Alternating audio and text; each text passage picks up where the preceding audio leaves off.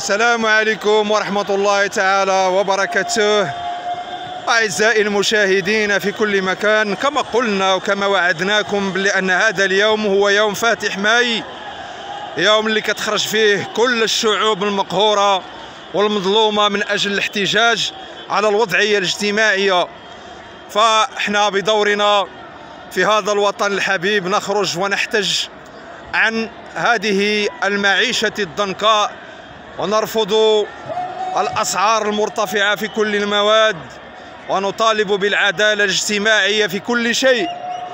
تحية، إنه عيد أممي، كل الأمم تحتفل بهذا اليوم، ونحن جزء من هذا العالم ومن هذا الكون.